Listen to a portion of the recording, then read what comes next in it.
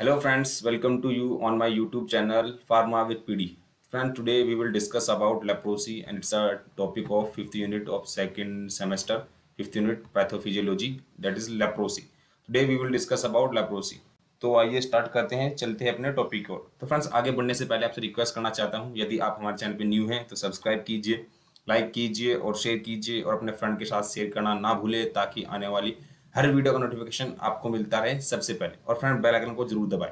तो फ्रेंड्स, आइए चलते हैं, बात करते हैं लेप्रोसी के बारे में। तो फ्रेंड्स, सबसे पहले बात करते हैं लेप्रोसी होती क्या है। जैसे आप पढ़ चुके हैं, मेनिंजाइटिस पढ़ चुके हैं, आप ट्यूबरक्लोसिस पढ़ चुके हैं, आप या आपने टाइफाइड पढ़ चुके हैं। तो फ्रेंड, ये क्या है, ये इन्फेक्टिव डिजीज होती है। तो फ्रेंड, सेम उसी प्रकार यहाँ पे क्या है, लेप्रोसी है, ये भी क्या है, एक इन्फेक्टिव डिजीज है जो क्या होती है, जो एक पर्सन से दूसरे पर्सन में फैल सकती है। तो इसको आप कम्युनिकेबल डिजीज भी बोल सकते हो।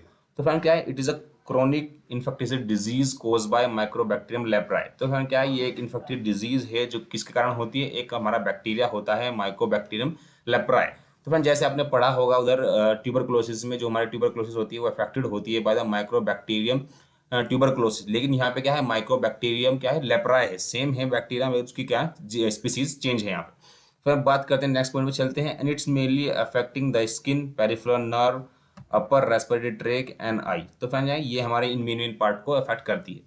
Next point is leprosy disease is also called as Hans disease. तो फ्रेंड्स, क्या है, ये इंपॉर्टेंट क्वेश्चन है, इंपॉर्टेंट लाइन है। यहाँ पे ये क्वेश्चन अक्सर पूछा जाता है एक मार्क्स में कि लेप्रो डिजीज को सेकंड नाम से किस नाम से पुकार दें। तो फ्रेंड, इसीलिए इसको ध्यान में रखिएगा। Now next is it occurs at all ages ranging from infant to elderly individual. तो फ्रेंड, क्या है, ये किसी भी एज के इंडिविजुअल को अफेक्ट कर सकता है, चाहे उसमें कोई इंडिविजुअल हो सकता है, मतलब उसमें कोई हमारा इन्फेंट हो सकता है या कोई हमारा एल्डरली हो सकता है, सीनियर सिटीजन हो सकता है। नाउ इस बात करते हैं फ्रेंड, इटियोलॉजी पे चलते हैं बात। तो following are the aetiology of leprosy is given below. क्या है, हमने यहाँ पर नीचे कुछ लेप्रोसी की जो इटियोलॉजी है उसके बारे में बात की है। And it is a chronic infective disease caused by acid fast micro bacterium leprae. तो फ्रेंड, क्या है, ये एक इन्फेक्टिव डिजीज है, क्या है, जो एसिड फास्ट बैक्टीरिया है हमारा माइक्रोबैक्टीरियम लेप्राई एंड माइक्रोबैक्टीरियम लेप्रामेटोसिस। तो फ्रेंड, ये क्या है, ये दो स्पीसीज है हमारे, जो क्या है बैक्टीरिया है जो अफेक्ट करता है किसको, लेप्राई को। नाउ नेक्स्ट बात करते हैं इसके साइन एंड सिम्टम्स के बारे में बात करते हैं। तो फ्रेंड, साइन एंड सिम्टम्स में सबसे पहले बात करते हैं इसके मसल्स वीकनेस एंड और पैरालाइज हो सकता है। इसमें जो हमारी मसल्स होती है वीक हो जाती है, ट्विचिंग होने लगती है, और हमारे जो हमारी मसल्स होते हैं पैरालाइज होते हैं, जिसकी वजह से जो हमारा ऑर्गन, जैसे कोई हमारा एक ऑर्गन है पर्टिकुलर, वो क्या है, काम नहीं कर पाता। Now is I problem and that में लीड्स टू द ब्लाइंडनेस। उसमें आई की प्रॉब्लम हो सकती है जिसकी वजह से क्या हो सकता है, हमारी ब्लाइंडनेस भी हो सकती है। नाउ इज नोज ब्लीडिंग, मतलब क्या, हैवी ब्लीडिंग हो सकती है नाक से आपकी, और क्या सीवियर पेन हो सकता है, और ये सब सिम्टम्स देखने को मिल सकते हैं। और फ्रेंड, इसमें क्या होता है, जो हमारे जैसे हमारे हाथ पैर होते हैं तो उसमें क्या होने लगता है, उसमें थोड़े वाउंड्स होने लगते हैं। क्या होते हैं, ये वाउंड होने लगते हैं जो जल्दी से सही नहीं होते। इनकेस अगर उसको, जो हमारा पेशेंट है, लेप्राई पेशेंट है, उसको क्या है, चोट लग गई, तो उसकी जो चोट है वो आसानी से सही नहीं होगी, वो क्या है, दिन प्रतिदिन फैलती रहेगी, और उसमें से जो एक फ्लूइड निकलेगा, अगर वो किसी को लग जाए, किसी अदर इंडिविजुअल को लग जाए, तो उससे फैलने का डर रहता है। तो इसलिए इसको कम्युनिकेबल डिजीज बोलते हैं।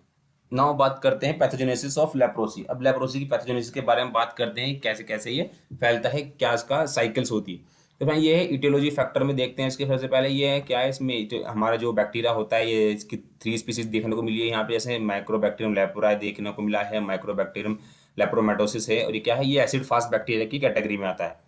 Now enter through nasal route into the peripheral nerve. इसने क्या कहा, ये हमारे कहाँ से एंटर कर सकता है, इसका रूट ऑफ कहाँ से एंटर करेगा, ये नसल रूट से हमारा एंटर कर सकता है। Now is grow slowly in Sichuan cell. जो हमारे सचुआन सेल्स होते हैं, जैसे आपने देखा होगा, जो हमारा न्यूरॉन्स होता है उसमें सचुआन एक हमारा पार्ट होता है, तो उसमें ज़्यादा ग्रो करता है, वहाँ पे स्लोली इसका वही पार्ट है ज़्यादातर ग्रो करने का।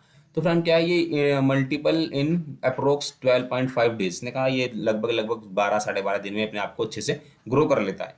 And bacteria grow most efficiently at 27 to 30 degree 33 degree Celsius. और क्या है, मतलब ये लगभग लगभग रूम टेम्परेचर पे हमारा क्या है, ज़्यादा ग्रो करता है। And therefore affects coolest part of the body like skin, eye, nose, muscle, mucosal membrane और रेस्पिरेटरी ट्रैक। जो हमारे कूलेस्ट पार्ट होते हैं हमारी बॉडी के, उनको ज़्यादा अफेक्ट करता है। जैसे आप देख सकते हैं, यहाँ पे स्किन है, नोज है, या म्यूकोसल मेम्ब्रेन है, या रेस्पिरेटरी ट्रैक, इनको ज़्यादा अफेक्ट करता है। ना इस कॉम्प्लिकेशंस के बारे में बात करते हैं, क्या क्या कॉम्प्लिकेशंस हो सकती है फ्रेंड्स इसमें। तो फ्रेंड, कॉम्प्लिकेशंस में यहाँ पे हेयर लॉस हो सकता है, मतलब क्या है, एक्सेसिव हेयर लॉस हो सकता है, या हमारा मसल्स वीकनेस हो सकती है, ग्लाइकोमा हो सकता है, जैसे हमने बताया कि अगर आई को अफेक्ट करता है तो जिसकी वजह से ग्लूकोमा हो सकता है, ब्लाइंडनेस हो सकती है जिसकी वजह से एंड किडनी फेलियर हो सकती है हमारी, और हम परमानेंट नर्व डैमेज हो सकती है इन किसमें, आर्म और लेग्स में, जैसे हमने बताया कि मतलब अगर किसी एक पर्टिकुलर पार्ट में हो जाए तो वहाँ का अगर पैरालाइज हो जाए तो जिसकी वजह से नर्व डैमेज हो जाएगी तो वो काम करना बंद कर देगा। तो फ्रेंड ये बात की हमने किसके बारे में, लेप्रोई के बारे में बात की, उसके सिम्टम्स के, उसके एटियोलॉजी बात की, उसकी कॉम्प्लिकेशंस की बात की। तो फ्रेंड अब बात करते हैं कुछ ड्रग की, बात करते हैं इसमें कौन कौन सी ड्रग ज़्यादा सुटेबल है, कौन सी ज़्यादा ड्रग दी जाती है। तो फ्रेंड इसमें सल्फोनामाइड कैटेगरी की जो ड्रग हम यूज़ करते हैं, इसकी जो ड्रग ऑफ चॉइस है फ्रेंड डेप्सोन देते हैं, इसमें ड्रग ऑफ चॉइस में आती है इसकी लेप्रोई की, तो हम ज़्यादातर वही यूज़ करते हैं, या इसकी कॉम्बिनेशन भी यूज़ कर सकते हैं हम लेप्रोई और इसमें लेप्रोई में डेप्सोन और सल्फासल्जाइन का कॉम्बिनेशन भी देते हैं फ्रेंड। तो ये बात की हमने इसके ड्रग के बारे में बात की। तो फ्रेंड्स आशा करता हूँ आपको समझ में आया होगा, अच्छा लगा होगा। तो फ्रेंड अगर आपको कोई डाउट है तो यू कैन कमेंट, आपके कमेंट का जरूर जवाब दिया जाएगा। तो फ्रेंड मिलते हैं नेक्स्ट वीडियो में, तब तक कि आप मस्त रहिए, स्वस्थ रहिए, मुस्कुराते रहिए। Thank you friends and keep supporting.